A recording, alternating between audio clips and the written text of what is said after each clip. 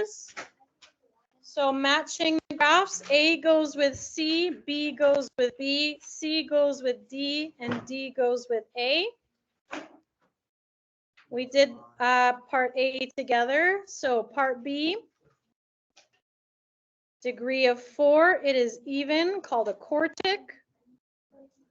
Minimum 0, maximum 4 x-intercepts. Negative means pointing down, so the vertex is going to be a maximum. According to the equation, -6 is the y-intercept, so this goes with graph B. Looking at C, degree 5, it is odd, called quintic. Minimum 1, maximum 5 intercepts in the on the x-axis. Leading coefficient is negative, so that means it's going from 2 to 4. The degree is odd. It does not have a max-min. Y-intercept is +1, corresponds to graph A. Then the last one, degree 4, it is even, called a quartic. Minimum 0, maximum 4 x-intercepts. Leading coefficient is positive, so it's pointing up. That means the vertex is a minimum, has an x-intercept of 16 corresponding to graph C. So hopefully your notes matched my notes. If you made a couple mistakes, that's fine. You have a PDF of this on Teams. You can always go back and double check. Okay, in our last example, I want to do a word problem. So an antibacterial spray is tested on a bacterial culture. The population represented by the letter P of bacteria after T minutes when the spray is applied is modeled by this function here. What is the population of bacteria after 3 minutes? How many bacteria were at the start? And what is the population after 8? Does this make sense? Is this a good model? So before we answer these questions, I want us to visualize what we're doing. Typically, when we are graphing things, we have a function on the XY axis. This is my x-axis. This is my y-axis. My y-axis represents the function. When we deal with word problems, we are replacing letters with symbols that are appropriate for the context. So what represents the x values in my equation now? T, which represents time. Oh, running out of space there, time.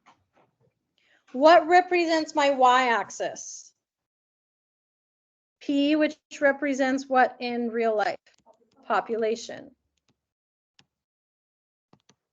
Okay, I want you to keep that in mind as we do the next questions.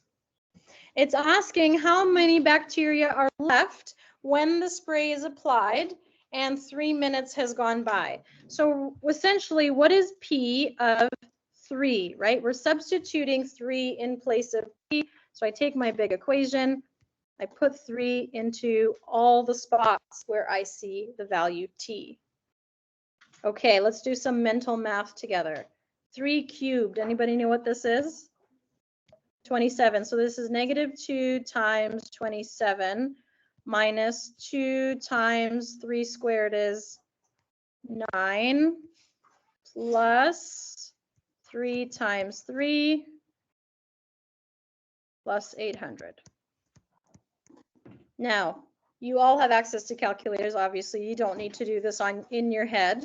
My calculations, oh, I had it written down here somewhere. I think it was in the 300s. Nope, I was wrong, 700. 737 bacteria.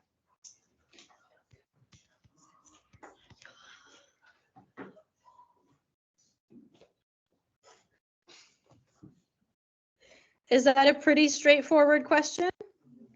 Right. We know population is the y. We know time is the x. We just substitute into our equation. We can use calculators to sort out the time. Okay, what was the number of bacteria before the spray was applied? How would we get that?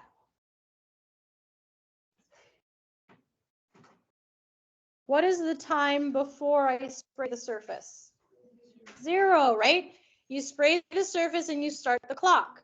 So before I spray, my time is 0. And before I do any calculations, when x is 0, what kind of a point do I have? It's a y-intercept. So anytime I have an x value of 0, I'm looking for a y-intercept. So I don't need to do calculations. I can just look at the equation. How many did we start with? We started with 800. So we're looking for the constant in the equation. Now, if you forget this, you could just take the formula and put zeros where the t's are. You're still going to get 800. Okay, part C. What is the population of bacteria after 8 minutes? So again, I have time. Time is 8 minutes. I'm going to put it into my equation, P of 8. And I'm going to check this into a calculator. -2 times 8 cubed, minus 2 times 8 squared, plus 3 times 8, plus 800. I'm going to skip this part for you and tell you the answer. -328. So is this a good model? Is this a good answer? Why not? Pardon? Someone said it. It's negative. Why do we care that it's negative? Mathematically, this is correct. Right. When we talk about population, we are counting things. So either you have 0 things or you have a positive number of things. So what does that tell you when I say that after 8 minutes there are -328? What can you conclude about the spray and the population? 0 bacteria left. You have killed them all. In fact, they have been dead for some time now because the function will continue on the graph, right? This is an odd function. It's going to continue on and on forever. But once the bacteria are dead, the experiment is over. So this tells us that everything is dead and it probably died a while ago, before 8 minutes. But at 8 minutes, we have none. So it is not realistic to have a negative number of bacteria. So we have 0 bacteria left. In today's homework,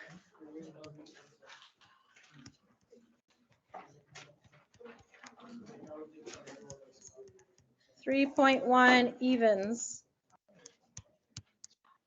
In today's homework, you are going to be analyzing equations and doing a couple of word problems like this. But again, you are familiarizing yourself with what are some features of different types of polynomials, understanding the difference between even and odd functions as well.